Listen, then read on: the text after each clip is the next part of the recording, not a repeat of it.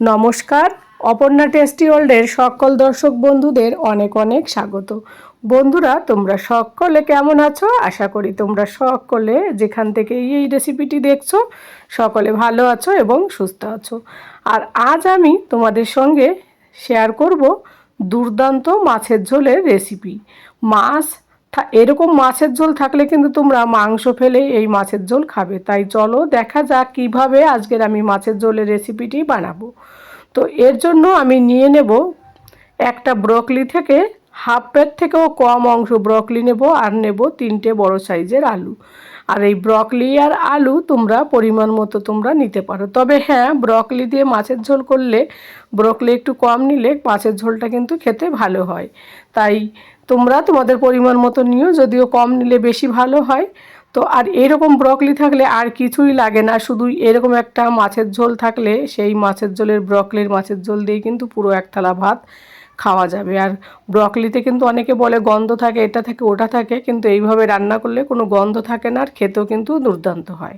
তো একটা ব্রকলি দেখো হাফের থেকেও কম আমি নিয়ে নিয়েছি। এবার আমি দুটো মাঝারি সাইজের আলু আর একটা বড় সাইজের আলু আমি বেশ লম্বা লম্বা করে কেটে নেব। তো এইদিকে দেখো আলুটাকে আগে থেকে ছুলে পরিষ্কার করে খোসাটা ছাড়িয়ে রেখেছিলাম আমি। এবার আমি লম্বা করে কেটে নেব। তো দেখো লম্বা করে কেটে নিচ্ছি। মাছের ঝোলের আলুটা এরকম বড় বড় করে কাটলে কিন্তু দুর্দান্ত লাগে। তো এই দুটো যেহেতু ছোট ছিল তাই আর কি এই দুটো একটুখানি আমি মাঝখানে আর কেটে না নিয়ে একদম 4 ভাগ করে নিলাম। আর একটা আলু একটু বড় ছিল তাই সেটাকে একটু ডুমু করে কেটে নিলাম। এই দেখো মাঝখানে ওই করে দিয়ে এইভাবে। এবার এই সবজিগুলো আলু আর এই ফুলকপি বলছি আর কি ব্রকলি যেহেতু কাটা কমপ্লিট, এবার আমি এইগুলোকে বেশ সুন্দর করে পরিষ্কার করে ধুয়ে নিয়ে আসবো। কারণ অনেক সময় ব্রকলিতে পোকাও থাকে, তাই সাবধানে বেশ ভালো করে ব্রকলিটাকে একটু পরিষ্কার করে নেব, যেহেতু আমি সিদ্ধ করব না তাই। আর এইদিকে মাছগুলোকেও আমি বেশ ভালো করে পরিষ্কার করে নিয়েছি বন্ধুরা। এবার আমি এই মাছের মধ্যে দিয়ে দেব পরিমাণ মতো লবণ আর হলুদ। হলুদ আর লবণ দিয়ে মাছটাকে একটুখানি মেখে রাখলে বেশি ভালো হয়। আমি 2-3 মিনিটের মতো মেখে রাখবো।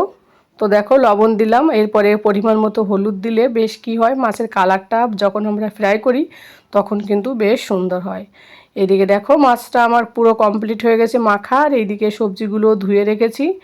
এবার আমি কিভাবে রান্না করি চলো দেখা যাক। আর এই দেখো ব্রকলিগুলো এত সুন্দর দেখতে হয়েছে না, একদম সবুজ। আর এর জন্য নিয়েছি ধনেপাতা, টমেটো আর হচ্ছে পেঁয়াজ আর কাঁচা লঙ্কা। আর এইদিকে দেখো নিয়েছি কিছু 1 চামচের মতো আদা রসুনের পেস্ট। আজকের মাছের ঝোলটি কিন্তু অন্যরকম মশলা দিয়ে রান্না করব, সেটা হলো স্পেশাল মশলা ধনেপাতা। আর এই ধনেপাতাটা কখন দেবো, কিভাবে দেবো তোমরা দেখতে থাকো, তাহলেই বুঝতে পারবে। আমরা ধনেপাতা তো অনেক সময় অনেকভাবেই মাছের ঝোলে ইউজ করেছি, কিন্তু আজকে আমি একটু স্পেশালভাবে ইউজ করব। তো ভিডিওটি স্কিপ করবে না, তাহলে তোমরা জানতে পারবে না। অবশ্যই বন্ধুরা দেখতে থাকো। এর আগে যতগুলো মাছের ঝোলের রেসিপি দিয়েছি তোমাদের অনেকটা ভালোবাসা পেয়েছি। আশা করি আজকের রেসিপিটিও তোমাদের কিন্তু অনেকটা ভালো লাগবে। আর যদি ভালো লাগে অবশ্যই একটা লাইক করে দিও এবং একটা কমেন্ট করে দিও। তোমাদের একটা লাইক একটা কমেন্ট আমার এই রেসিপিটি আর কি আরও 5 জনের কাছে কিন্তু পৌঁছতে অনেকটা সাহায্য করবে। তোমাদের সঙ্গে কথা বলতে বলতে এদিকে দেখো আমার মাছগুলোকে কিন্তু আমি বেশ ভালো করে লাল লাল করে ফ্রাই করে নিয়েছি।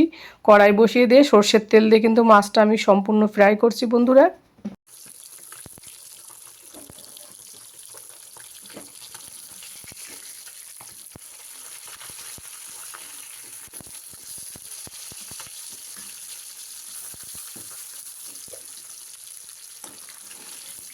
তো বন্ধুরা সব মাছগুলো দেখো আমার ফ্রাই হয়ে গেছে, বেশ সুন্দর করে লাল লাল করে ফ্রাই করেছি। এবার যে তেল পড়ে রয়েছে সেই তেলের মধ্যে কিন্তু আমি দিয়ে দিলাম ওই যে বড় বড় করে কেটে রেখেছি যে ব্রকলিগুলো। এইগুলো যেহেতু আমি সিদ্ধ করিনি তাই একটু হালকা তেলে ভেজে নেব। কারণ কি ব্রকলি খেতে অনেকে চায় না, তারা কিন্তু এইভাবে ব্রকলি একটু তেলে ভেজে নেবে, দেখবে খেতেও খুব সুন্দর হবে। আর ব্রকলি অনেকে গন্ধ সহ্য করতে পারে না, তাদেরও কিন্তু বেশ ভালো লাগবে। আর এই ব্রকলি যাতে ফ্রাই করার সময় একটু লবণ দিলাম, যাতে একটু ওর মধ্যে লবণ যায় আর ব্রকলিটা বেশ ভালোভাবে সিদ্ধ হয়। এরপর আমি ঢাকনা দিয়ে দিলাম 5 মিনিটের মতো। 5 মিনিট পর ফিরে এলাম। ফিরে এসে দেখো ব্রকলিটাকে একটু উল্টিয়ে মাঝখানে একবার দিলাম আর কি। দিয়ে এবার আমি এই দেখেই বুঝতে পারছো, কালার দেখেই ব্রকলি কিন্তু আমার ব্রাউন কালার চলে এসছে। এবার আমি একটু 2 মিনিট নাড়াচাড়া দিয়ে এটাকে আমি একটু উল্টে পাল্টিয়ে ভালো করে ভেজে নেব, যাতে পরবর্তীতে যখন আমি মাছের ঝোলে ব্রকলিটা দেব তখন বেশি সময় না লাগে। তো সম্পূর্ণ ব্রকলিটা ভাজা কমপ্লিট আমার। এবার ওই তেলের মধ্যেই আমি দিয়ে দিলাম আগে থেকে কেটে রেখেছি যে আলুগুলো, সেই আলুগুলো কিন্তু আমি দিয়ে দিলাম, আর দিয়ে দিলাম সাথে একটু সামান্য পরিমাণ লবণ। যেহেতু ব্রকলিতেও লবণ দিয়েছি আর এটাতেও বেশি লবণ দিই, তাহলে লবণের পরিমাণটা বেশি হবে। তাই তোমরা অবশ্যই বন্ধুরা বুঝে শুনে লবণটা দেবে যার যার টেস্ট অনুযায়ী। এবার আলুটাকে ভালো করে তেল আর লবণের সঙ্গে মিশিয়ে দেব। দেওয়ার পর আমি আলুটাকে একটু ঢাকা চাপা দিয়ে লাল লাল করে ভেজে নেব, তাহলে কিন্তু আলুটা খেতে বেশ ভালো লাগবে। এবার আমি 5 মিনিট পর ফিরে এলাম। ফিরে এসে দেখি আলুটা কেমন হলো, ভিতরে অনেক সময় লেগে যায় নিচের দিকে, তাই একটুখানি হালকা হাতে করে নাড়াচাড়া দিয়ে আবার আমি এইভাবে 5 মিনিটের মতো ঢাকা চাপা দিয়ে আলুটাকে লাল লাল করে ফ্রাই করে নেব। এবার দেখে বোঝাই যাচ্ছে আলুটা কিন্তু অনেকটা লাল লাল হয়ে এসছে। এবার আমি বাকি সাইডগুলোকেও একটু নাড়াচাড়া দিয়ে একটু লাল লাল করে ফ্রাই করে নেব। তো আলু থেকে তেল ছাড়তে শুরু করেছে, আলুটা তার মানে ফ্রাই কমপ্লিট আমার প্রায়।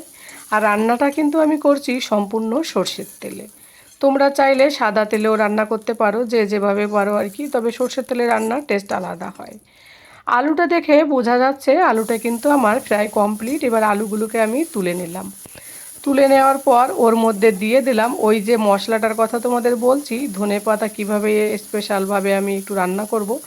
ওই অবশিষ্ট তেলের মধ্যে কিন্তু আমি আগে থেকে কেটে রেখেছি যে ধনেপাতাগুলো, সেইগুলো দিলাম আর একটু সামান্য লবণ দিয়ে এই ধনেপাতাটাকে একটু 50%-এর মতো ভেজে নেব, তাহলে কিন্তু ধনেপাতা খেতে আরও সুন্দর হয়। তো ভেজে নেওয়ার পরে একটা আলাদা পাত্রে আমি তুলে নিলাম। তো দেখাচ্ছি তোমাদের কিসে তুলে নিয়েছি। এই যে আমন্ড দিস্তে, এটাকে আমি বেটে নেব। তোমরা চাইলে শিলনোড়াতে বাটতে পারো অথবা মিক্সি গ্রাইন্ডে। ধনেপাতা আরও বেশি দিয়েও তোমরা রান্না করতে পারো। তো তারপর একটুখানি সর্ষের তেল দিলাম, আবার 2 চামচের মতো সর্ষের তেল দিয়ে এবার আমি ফোড়নে এর মধ্যে দিয়ে দেব গোটা সাদা জিরে। তেলটা যাতে একটু গরম হয় তারপর দেব, কারণ তেল গরম হওয়ার আগে না জিরেটা দিলে জিরেটা কিন্তু ফুটবে না, বেশ ফোলে না আর কি। তো জিরেটা দেওয়ার পর জিরেটা যখন হালকা লাল কালার এলো, দেওয়ার সাথে সাথে যেহেতু তেলটা গরম ছিল, তখন আমি এর মধ্যে দিয়ে দিলাম একটা পেঁয়াজ কেটে রেখেছি আগে থেকে, সেই পেঁয়াজটা আমি দিয়ে দিলাম। দিয়ে পেঁয়াজটাকে একটু হালকা নাড়াচাড়া দিয়ে একটুখানি সামান্য একটু ভেজে নেব। আমি খুব একটা না, মানে 50%-এর মতো ভেজে নেব। আর তেল ব্যবহার করব না, এই তেলেই কিন্তু রান্নাটা কমপ্লিট করব, যেহেতু এর আগে অনেকবার তেল দেওয়া হয়েছে। তো এবার আমি তার মধ্যে দিয়ে দিলাম হালকা ভাজার পর ওই কাঁচা যে টমেটোটা কেটে রেখেছি আর কিছু কাঁচা লঙ্কা, গোটা কাঁচা লঙ্কা রেখেছি, সেই লঙ্কাগুলোকেও দিয়ে দেবো, যাতে লঙ্কা থেকে বেশ সুন্দর একটা গন্ধ আসে। আর যেহেতু গোটা লঙ্কা দিয়েছি হয়তো অনেক সময় ছিটতে পারে, তাই আমি এইভাবে খুন্তি দিয়ে কেটে দিচ্ছি। বাচ্চা আছে যেহেতু ঝাল খেতে পারে না, তাই এইভাবে দিলাম যাতে ঝালটা না হয় বেশি। তোমরা তোমাদের টেস্ট অনুযায়ী লঙ্কার পরিমাণটা দিতে পারো। আর এই রেসিপিতে আমি হাফ কাঁচা হাফ পাকা টমেটো দিলাম, যাতে একটু হালকা টক লাগে আর মাছের ঝোলটা যাতে মুখরোচক হয়, খেতেও খুব সুন্দর হয়। এবার টমেটো আর পেঁয়াজ যাতে নরম হয় তার জন্য 2 মিনিটের মতো ঢাকা চাপা দিয়ে আবার তুলে নিলাম। দেওয়ার পর দেখো বুঝতে পারছো কালারটা চেঞ্জ হয়েছে, হালকা ব্রাউন কালার হয়েছে, মানে পেঁয়াজটা আমার কিন্তু ফ্রাই করা কমপ্লিট হয়ে এসেছে, পেঁয়াজ থেকে তেল ছাড়তেও শুরু করেছে।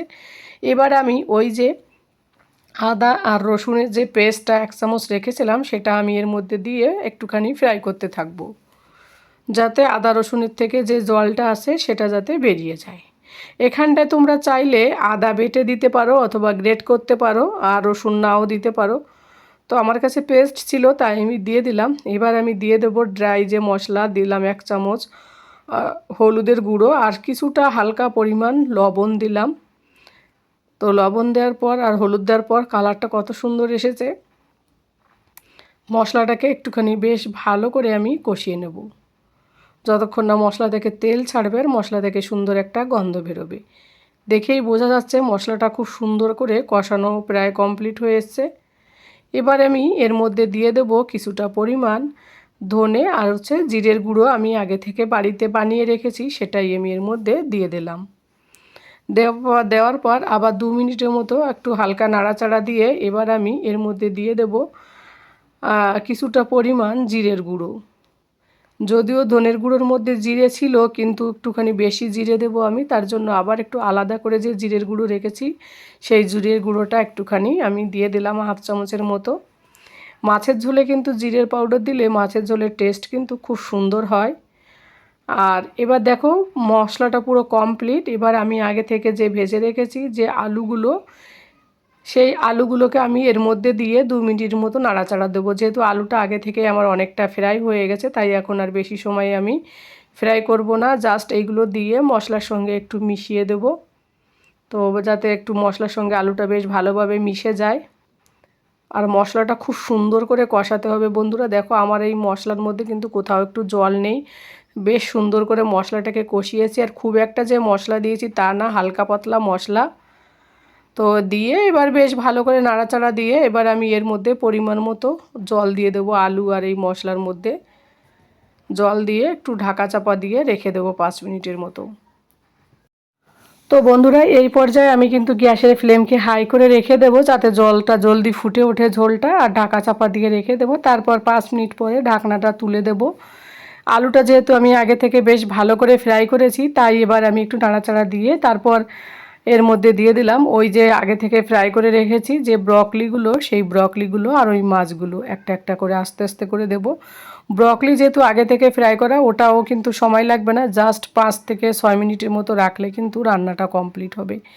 এবার আমি এইভাবে ব্রকলিটা দেওয়ার পরে বেশি আর জোরে নাড়াচাড়া দেবো না, অনেক সময় ভেঙে যেতে পারে। আর ব্রকলিগুলো যাতে গোটা গোটা থাকে সেই জন্য আমি বেশি সময় রাখবো না। তো মাছগুলো আমি এখন দিয়ে দিলাম, তাই যাতে মাছের সঙ্গে ঝোলটা বেশ ভালো করে মিশে যায় আর মাছের ঝোলটা খেতেও কিন্তু দারুণ হবে। তো দেখো একটা একটা করে সব মাছগুলো আমি এইভাবে দিয়ে দিলাম। আর এ পর্যায়ে যেসব বন্ধুরা আমার পাশে আছো প্রথম থেকে নতুন পুরাতন সকল বন্ধুদের অনেক অনেক ভালোবাসা এবং অনেক অনেক ধন্যবাদ, যারা আমাকে এতদিন ধরে সাপোর্ট করছো, আমার পাশে আছো। এভাবেই আমার পাশে তোমরা থেকো। তো বন্ধুরা দেখো কালারটা কত সুন্দর এসছে মাছটা দেওয়ার সাথে সাথেই। আমি কিন্তু কোনো কাশ্মীরি লঙ্কার গুঁড়ো ব্যবহার করিনি, আজকে জাস্ট সিম্পলভাবে মাছের ঝোলটা রান্না করছে। আর আলুটা দেখেই বোঝা যাচ্ছে আলুটা কিন্তু সম্পূর্ণ একদম নরম হয়ে গেছে। এই পর্যায়ে ওই যে ধনেপাতাটা আমি ভেজে রেখেছি, সেই ধনেপাতাটা দেখো এইভাবে একটু বেটে নিয়েছি। তোমরা চাইলে ওই যে শিলনোড়া অথবা মিক্সিতে বাটতে পারো, তো সেটাকে ধুয়ে আমি জাস্ট দিয়ে দেবো। এইভাবে ধনেপাতা যদি মাছের ঝোলে দেওয়া হয়, মাছের ঝোলের স্বাদ আরও দ্বিগুণ বেড়ে যায়। তাই বন্ধুরা তোমরা বাড়িতে অবশ্যই আমার মতো এইভাবে ধনেপাতার স্পেশাল মশলা বানিয়ে এইভাবে তোমরা দিতে পারো, খেতে কিন্তু অসাধারণ হবে। জাস্ট জিরের গুঁড়ো আর এই ধনেপাতা দিলে এইভাবে রান্না করলে কিন্তু খেতে বেশ ভালো লাগে। আমরা কি করি অনেক সময় ধনেপাতা রান্না করার শেষে কাঁচা ধনেপাতা দিই, কিন্তু একটু ভেজে বেটে দিলে কিন্তু ধনেপাতার যে গন্ধটা সেটা কিন্তু সম্পূর্ণ মাছের ঝোলের মধ্যে চলে যায় আর খেতেও কিন্তু অসাধারণ লাগে। আর ওই গন্ধেতে কিন্তু এক থালা ভাত এমনিতেই উঠে যাবে। আর দেখো ধনেপাতাটা দেওয়ার সাথে সাথে আর মাছ দেওয়ার সাথে সাথে কত সুন্দর একটা কালার এসছে। আর সম্পূর্ণ ধনেপাতাটা এবার আমি এর মধ্যে দিয়ে হালকাভাবে আমি মিশিয়ে দেব। বেশি নাড়াচাড়া করলে ভেঙে যাবে সব কিছু, মাছ অথবা ফুলকপি বলছি, ব্রকলি।